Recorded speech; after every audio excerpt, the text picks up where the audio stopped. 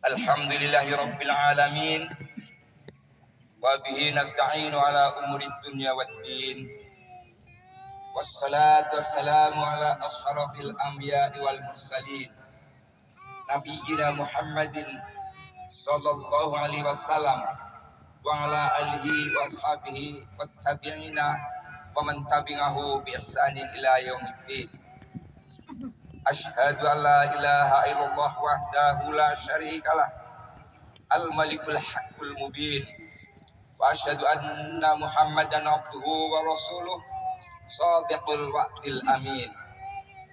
Amma ba'd, fa ya ayyuhal hadirun ittaqullaha haqqa tuqatih wa la tamutunna illa wa antum muslimun.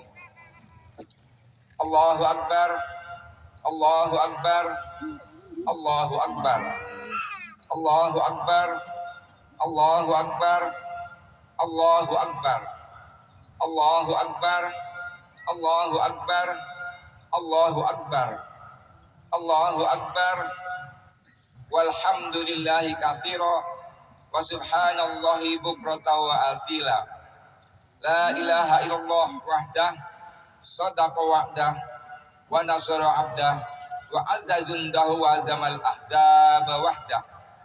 La ilaha illallah wa la na'budu illa iyyah mukhlisina lahuddin walau hakaril kafirun.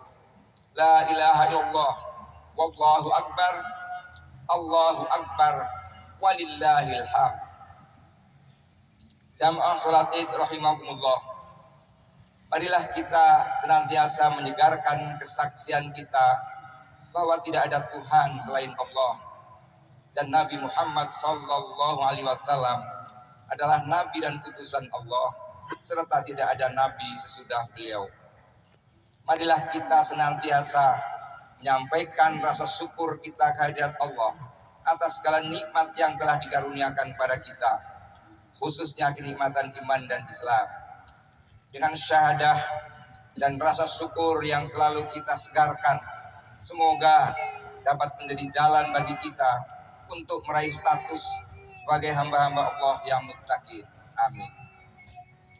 Pada hari ini, umat Islam di dunia sedang bersama-sama merunut kembali sejarah perjuangan Nabiullah Ibrahim alaihissalam dan putra tercintanya Nabiullah Ismail alaihissalam dalam berjuang menegakkan akidah dan syariah Islam. Sebagian dari kita ada yang diberi kenikmatan dari Allah untuk dapat menunaikan ibadah haji. Kepada mereka kita doakan agar sepulangnya para hujjaj ke tanah air telah benar-benar jadi haji yang mabrur, sehingga dengan kemabruran haji mereka akan menjadi tambahan kekuatan baru dalam menciptakan izul Islam wal muslimin, kejayaan Islam dan kejayaan umat Islam dalam wadah negara kesatuan Republik Indonesia yang baldatun thayyibatun wa rabbun ghafur, negara yang indah, damai dan penuh dengan ampunan Allah. Amin. Harapan ini sangatlah wajar karena tidak terlepas dari jaminan Rasulullah sallallahu alaihi wasallam yang bersabda, Al-hajjul mabruru laisa lahu jazaa'un ilal jannah. Yang artinya, dan haji yang mabrur itu tidak ada balasannya kecuali surga. Hadis riwayat Imam Bukhari dan Imam Muslim. Sebagian besar di antara umat Islam belum mampu melakukan ibadah kurban, apalagi ibadah haji. Namun itu semua tidak akan menghalangi kita untuk meraih cita-cita menjadi orang yang muttaqin.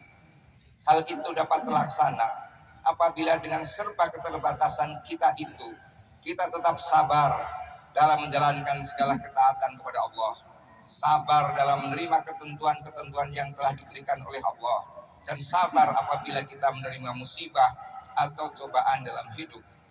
Bahkan sebagian dari saudara-saudara kita yang jumlahnya puluhan ribu sedang mengalami musibah, kita doakan mereka tetap sabar dan istiqomah agar dikeluarkan oleh Allah dari berbagai musibah. Amin ya rabbal alamin. Allah Subhanahu wa taala berfirman, A'udzu billahi minasyaitonir rajim. Wa may yuhajir fi sabilillahi yajid fil ardi muraghaman katsiran wa sa'a. Wa may yahruj min baitihi muhajiran ila Allahi wa rasulihi thumma yudrikul mautu faqad waqa'a ajruhu 'ala Allah wa kana Allahu ghafurar rahim. Dan barang siapa berhijrah di jalan Allah, niscaya mereka akan mendapatkan di bumi ini tempat hijrah yang luas dan rezeki yang banyak. Barang siapa keluar dari rumahnya dengan maksud berhijrah karena Allah dan Rasulnya, kemudian kematian menimpanya sebelum sampai ke tempat yang dituju, maka sungguh pahalanya telah ditetapkan di sisi Allah, dan Allah Maha Pengampun lagi Maha Penyayang. Quran Surat An-Nisa ayat 100. Allahu Akbar, Allahu Akbar, la ilaha illallah, Allahu Akbar, Allahu Akbar walillahil hamd. Jamaah Id rahimakumullah, pada hari yang suci dan mulia ini, mari kita buka kembali apa hakikat yang terkandung dalam pendidikan dari sejarah para rasul dan para nabi. Di antara hakikat yang dapat kita baca adalah firman Allah Subhanahu wa taala dalam surat Hud ayat 120. Allah Subhanahu wa taala telah berfirman, A'udzubillahi minasyaitonir rajim. Wa kullan naqussu 'alaika min amba'ir rusuli ma nuthabbitu bihi fuadak wa ja'aka fi hadil haqqu wa mau'izatu wa dzikra lil mu'minin. Dan semua kisah para nabi dan rasul dan semua kisah rasul-rasul kami ceritakan kepada Muhammad, agar dengan kisah itu kami teguhkan hatimu, dan di dalamnya telah diberikan kepadamu segala kebenaran, nasihat dan peringatan bagi orang-orang yang benar-benar beriman. Dengan membaca dan menghayati sejarah perjuangan Nabiullah Ibrahim alaihissalam dan Nabi Ismail alaihissalam, dan demikian pula para rasul dan para nabi Allah lainnya, hendaknya benar-benar dapat kita petik hikmahnya. Yang pertama adalah bertambah kuatnya iman dan takwa kita kepada Allah. Yang kedua, bertambahnya keteguhan hati kita untuk menjadikan Al-Quran dan As-Sunnah sebagai sumber inspirasi dan sumber motivasi hidup secara baik dan benar. Yang ketiga, menempatkan kehidupan para rasul dan para nabi Allah sebagai suri teladan dan sekaligus sebagai peringatan yang harus senantiasa kita perhatikan. Allahu Akbar, Allahu Akbar, la ilaha illallah, Allahu Akbar, Allahu Akbar, walillahil hamd. Jamaah salat Id rahimakumullah, informasi mengenai perjuangan Nabiullah Ibrahim alaihissalam dan putranya Nabiullah Ismail alaihissalam antara yang dapat kita baca dalam surat As-Saffat ayat 100 sampai dengan 11. Semua itu menjadi dasar falsafah kehidupan yang tidak akan habis-habisnya ditimba hikmahnya untuk kita jadikan suri teladan, terutama pada ayat 100 sampai dengan 102, di mana Allah Subhanahu wa taala berfirman, A'udzubillahi minasyaitonir rajim, Rabbi habli minas salihin falamma balagha ma'us sa'ya qala ya bunayya inni ara fil manami anni adbahauka fandur madza tara qala ya abatif'al ma tu'mar satajiduni insyaallahu minas sabirin. Ya Tuhanku, anugerahkanlah kepadaku seorang anak yang termasuk orang yang soleh. Maka ketika anak itu sampai pada umur sanggup untuk berusaha bersamanya, Ibrahim berkata, wahai anakku, sesungguhnya aku bermimpi bahwa aku menyembelihmu, maka pikirkanlah bagaimana pendapatmu. Ismail menjawab, wahai ayahku, lakukanlah apa yang diperintahkan oleh Allah kepadamu. Insya Allah engkau akan mendapatiku termasuk orang yang sabar. Sebagai sumber inspirasi dan sumber motivasi, ayat tersebut tidak akan pernah basi dan selalu akan sejalan dengan zaman di mana umat manusia menyaksikannya. Di antara falsafah hidup yang dapat kita petik dari ayat itu antara lain adalah pertama dan utama, seorang pemimpin, termasuk pemimpin dalam rumah tangga, agar ditaati adalah kuat dan bersihnya ketauhidan. Meski Nabi Ibrahim demikian cintanya kepada Nabi Ismail yang digambarkan demikian gagah, ganteng dan mempesona, dan meskipun perintah Allah hanya melalui mimpi, tetapi atas dasar kecintaan Nabi Ibrahim terhadap Allah melebihi cintanya kepada siapapun dan apapun, maka perintah itu pun ia sampaikan dan ia laksanakan dengan baik. Kedua, meskipun itu jelas perintah dari Allah, namun karena menyangkut hidup mati seseorang, yang pada hakikatnya juga hak yang telah diberikan kepada setiap insan dan dijamin harkat dan martabat kemuliaannya oleh Allah bagi setiap manusia, maka Nabi Ibrahim alaihissalam memberikan kesempatan dialog secara demokratis, penuh dengan suasana kedamaian dan kesejukan berkomunikasi. Yang ketiga, meskipun diberi kabar yang sesungguhnya amat sangat mengejutkan dan menyakitkan, akan tetapi karena ketaatannya kepada Allah, Nabiullah Ismail alaihissalam tidak ragu sedikit pun untuk menerima wahyu itu. Apalagi cara ayahnya menyampaikan juga penuh dengan kasih sayang sebagai penghargaan atas harkat dan martabatnya, bukan sekadar sebagai anak, tetapi sebagai manusia, hamba Allah. Inilah pendidikan yang utuh yang diterapkan oleh Nabi Ibrahim alaihissalam serta putranya Nabiullah Ismail alaihissalam. Alangkah indahnya keluarga yang dibangun oleh Nabi Ibrahim. Sekiranya kehidupan keluarga umat Islam dewasa ini dapat meneladani kehidupan keluarga semacam ini, niscaya kekerasan, kejahatan, fitnah, caci maki, dan kerusuhan tidak akan lahir dalam lingkungan kehidupan kita. Sebab agama hendaknya diwujudkan dalam kenyataan. Yang tua atau yang punya kekuasaan akan sangat memikirkan dan mencintai secara sungguh-sungguh kepada yang lebih muda atau kepada yang menjadi rakyatnya.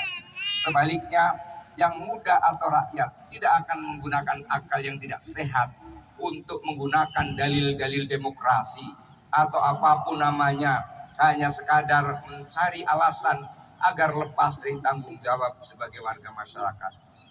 Allahu Akbar, Allahu Akbar, walillahil hamd. Sebagai bangsa yang bertuhan, kita perlu muhasabah terhadap apa yang sedang terjadi di panggung kehidupan nasional. Memang persoalan kehidupan nasional kita bisa kita lihat dari berbagai sudut dan berbagai aspek, misalnya ekonomi, politik, hukum, dan lain-lain. Namun aspek yang paling penting sesungguhnya adalah aspek kemanusiaannya. Pembangunan fisik, kemajuan ekonomi, politik, hukum, dan lain-lain itu tidak akan ada gunanya dan manfaatnya manakala aspek kemanusiaan terabaikan dan bahkan mengalami ancaman kehancuran.